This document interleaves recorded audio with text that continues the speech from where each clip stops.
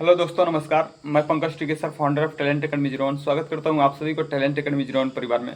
जैसे कि आप सभी को पता है कि technician grade 1, technician PC model, technician grade 3, इन सभी विद्यार्थियों का जो एग्ज़ाम को क्वालिफाई किए थे, उन सभी विद्यार्थियों का डॉक्यूमेंट्स वेरिफिकेशन और मेडिकल चल रहा है। इसमें विद्यार्थियों को बहुत ही प्रॉब्लम का फेस करना पड़ रहा है, जिसमें मैं उन सभी को सल्यूशन बताता हूँ कि किसी वजह से आपका अगर सिलेक्शन में डीवी में अगर वंचित हो रहे हैं, अगर मेडिकल में वंचित हो रहे हैं, तो उसके लिए मैं सॉल्यूशन वीडियो को प्रोवाइड करता हूं। और आज का जो ये सेक्शन होने वाला है बहुत ही इंपॉर्टेंट होने वाला है।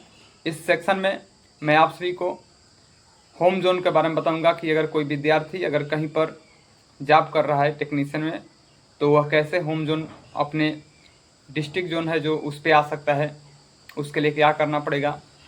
उसके बाद से दूसरा चीज़ कि विद्यार्थियों को डीवी और मेडिकल हो गया है तो वे लोग परेशान है पैनल लिस्ट को लेकर के, तो पैनल लिस्ट के बारे में मैं उनको जानकारी दूंगा।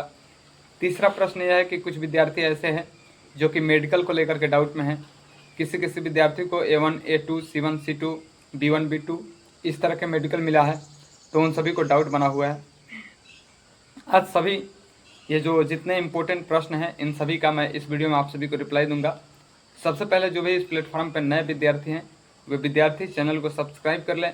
सब्सक्राइब का रीज़न यह है कि एकमात्र ऐसा प्लेटफॉर्म जिसमें विद्यार्थी कमेंट करते हैं और उनका नेक्स्ट डे शाम को मैं वीडियो प्रोवाइड करता हूं जिसमें उस विद्यार्थी का कमेंट का सलूशन रहता है।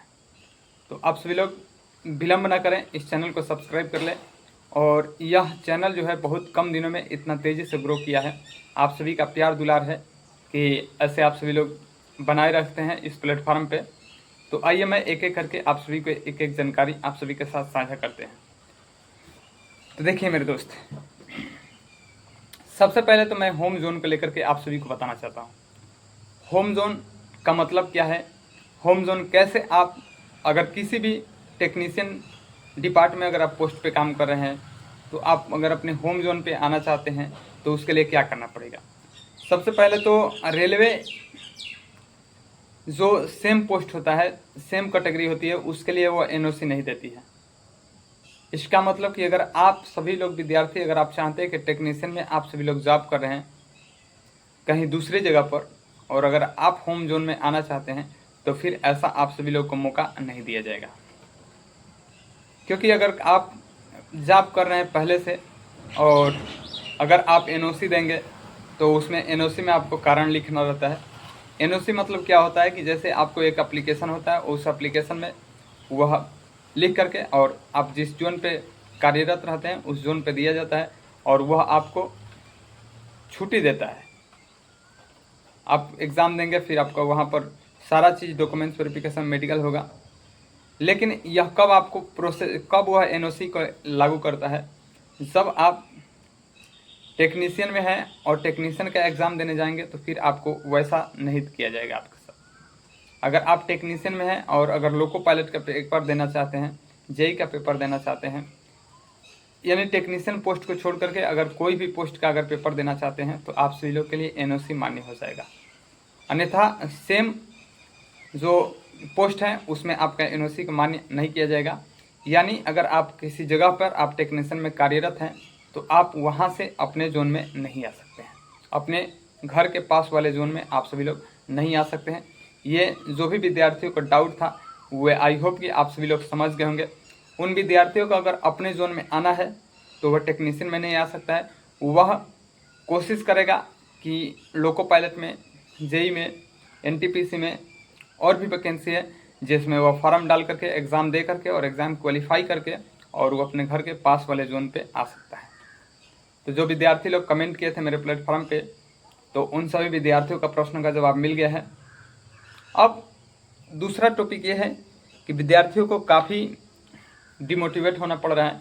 काफ़ी विद्यार्थियों के बहुत बड़ी चुनौतियों का फेस करना पड़ रहा है मेडिकल को लेकर के। जैसे कि रांची जोन ने अभी अभी एक लेटेस्ट जानकारी में 7 कैंडिडेटों को री मेडिकल का मौका दिया है। री मेडिकल में होता है क्या कि आपको जिस में आपकी कमी होती है, जिस वजह से आपको री मेडिकल मिलता है, उसको आपको प्राइवेट हॉस्पिटल से आप सभी को जा करके चेक कराना पड़ता है और फिर आपको एक फॉर्म फिलअप करके 1000 का डीडी बनवा करके फिर आपको सेंटर पे पहुंचना होता है। और फिर वहाँ पर आप सभी का दोबारा वह चीज़ आपको चेक किया जाता है रेलवे बोर्ड के द्वारा। जो मेडिकल वे लोग चेक करते हैं वे दोबारा चेक करेंगे, और फिर आप अगर फाइनल होंगे, अच्छा होंगे उस चीज़ में, आपका जो चीज़ जिसमें आप लेकिन था अगर वो क्लियर हो जाएगा तो आपको सेलेक्ट कर दिया जाएगा, अन्यथा वहाँ से आप सभी को बाहर कर दिया जाएगा।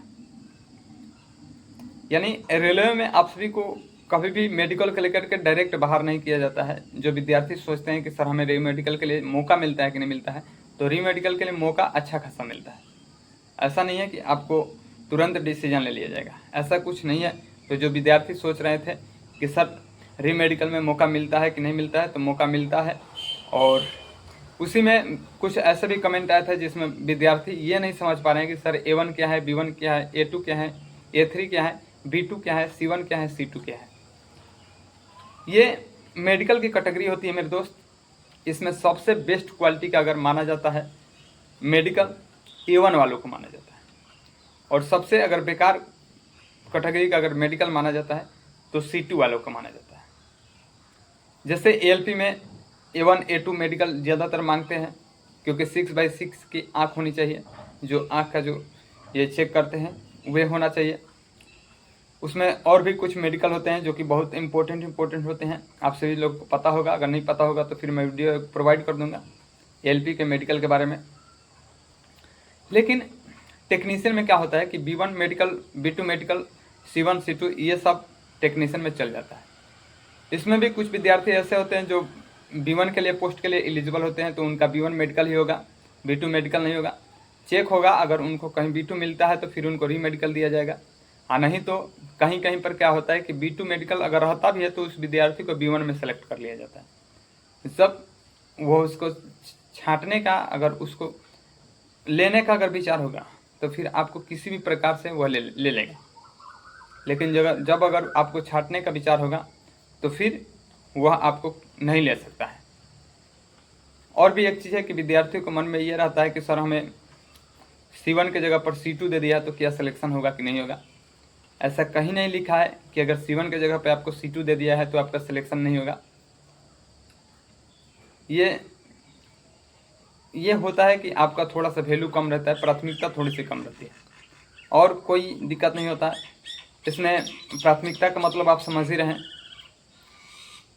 जैसे मान लीजिए कि अगर 2 कैंडिडेट हैं, दोनों का एग्ज़ाम हुआ, उसमें से दोनों का डेट ऑफ बर्थ सेम है,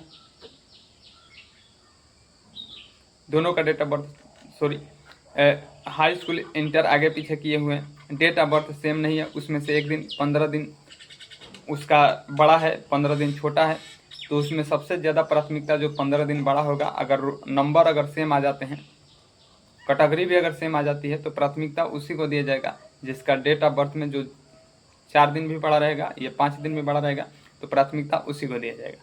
उसी तरह से इसमें होता क्या है कि C2 से ज़्यादा प्राथमिकता C1 को मिलता है, B2 से ज़्यादा प्राथमिकता B1 को मिलता है, और इन सभी से सबसे ज़्यादा प्राथमिकता A1 को मिलता है।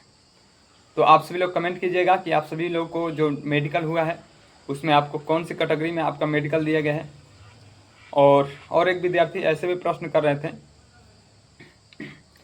कह रहे थे कि सर कैसे पता चलेगा कि हम लोग टेक्नीशियन में सेलेक्ट हैं, कैसे पता चलेगा कि रिजेक्ट हैं।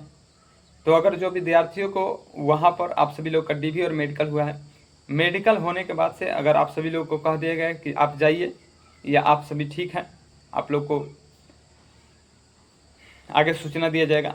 तो आगे सूचना देने का मतलब है कि आप सभी लोग का पैनल लिस्ट आएगा, उसमें आप सभी लोगों का नाम रहेगा, तो फिर आप सेलेक्ट हैं। और जिसका अगर वहीं पर क्या होता है कि अगर आपके अंदर अगर कमी है तो फिर आपको वे लोग परेशान करेंगे या आप सभी लोग को री मेडिकल का मौका देंगे। तो अगर ऐसी अगर परेशान करने की स्थिति और री मेडिकल की स्थिति नहीं बन रही है तो समझिए कि आप सभी लोग मेडिकल में पास हैं। अब आप सभी लोग को पैनल लिस्ट का इंतज़ार करना है। आप सभी लोग को पता ही है कि पैनल लिस्ट भी जारी हो रही हैं। कुछ जन ऐसे हैं जो कि पैनल लिस्ट के साथ साथ अपना वेटिंग लिस्ट भी जारी कर रही हैं। सेकेंड DV, थर्ड DV भी आने लगेगी अब कुछ देर में, कुछ दिनों में। तो कहीं ना कहीं अब आप सभी लोग को गुमराह में नहीं रहना है, और जिस विद्यार्थी का DV और मेडिकल हो गया वो निश्चित तौर पे वह फ्री माइंड से रहे, उसका सिलेक्शन होगा। भले ही पैनल लिस्ट आने में थोड़ा सा विलम्ब हो सकती है। और भी एक प्रश्न यह था कि पैनल लिस्ट के बारे में सब कुछ जानकारी दे दीजिए। पैनल लिस्ट के बारे में विद्यार्थी ये पूछ रहे थे कि सर पैनल लिस्ट कितने दिनों बाद आ जाती है। तो पैनल लिस्ट मेरे दोस्त डीवी और मेडिकल के आप सभी लोग को उसमें 15 दिन ऐड कर लेंगे। 15 दिन बाद आप सभी लोग को पैनल लिस्ट देखने को मिल जाती है। तो जो भी कैंडिडेट आप सभी जिसका डीवी और मेडिकल हो गया है वे लोग पैनल लिस्ट का इंतज़ार कर रही हैं। तो आप सभी लोगों का अपने जो डीवी दिए हैं मेडिकल दिए हैं उसमें 15 दिन ऐड कर सकते हैं, और जो डेट आप सभी लोगों को लग रहा है वही उसी के 1-2 दिन नियर अबाउट उसी के आसपास में आप सभी लोग का पैनल लिस्ट निकल जाएगा। और पैनल लिस्ट में वो होता है कि जिस विद्यार्थी का नाम रहता है उसको उसी विद्यार्थी का ज्वाइनिंग कराया जाएगा, और जिसका नाम नहीं रहता है उसका ज्वाइनिंग नहीं कराया जाएगा। जिस विद्यार्थी का अगर पैनल लिस्ट में नाम नहीं आता है तो फिर वे क्या करें, तो उन विद्यार्थियों को अपने जोन के कांटेक्ट में रहना है। अगर कहने का मतलब है पैनल लिस्ट में नाम नहीं आ रहा है तो उसको कहीं ना कहीं उस कैंडिडेट को री मेडिकल मिल गया होगा, तो फिर उसको दोबारा से मेडिकल होगा और फिर उसको अगला जो पैनल लिस्ट आएगा उसमें ऐड कर दिया जाएगा। तो आई होप कि आप सभी लोग समझ गए होंगे। जो भी डाउट था मैंने 3 प्रश्नों को लेकर के आया था। मेडिकल से संबंधित जो प्रश्न थे वो क्लियर कर दिए हैं, फिर मैंने पैनल लिस्ट को लेकर के संबंधित था वह भी क्लियर कर दिए हैं, और फिर कुछ विद्यार्थी ऐसे भी थे जो होम जोन के बारे में जानना चाहते थे तो होम जोन के बारे में भी मैंने क्लियर कर दिया है। तो आई होप कि आप सभी लोग मस्त होंगे और आप सभी लोग का डीवी और मेडिकल अच्छे से हुआ होगा, और आप सभी लोग भगवान से प्रार्थना करिए कि आप सभी लोग का पैनल लिस्ट में नाम आ जाए। तो और जो भी विद्यार्थी का अगर नहीं हुआ है तो वे लोग डिमोटिवेट मत होइए, वेटिंग का इंतज़ार करिए, और जिनका ज़्यादा नंबर से मार्क्स कम है वह अगली भर्ती के लिए तैयारी करें। तो मिलते हैं नेक्स्ट डे, तब तक के लिए जय हिंद जय भारत।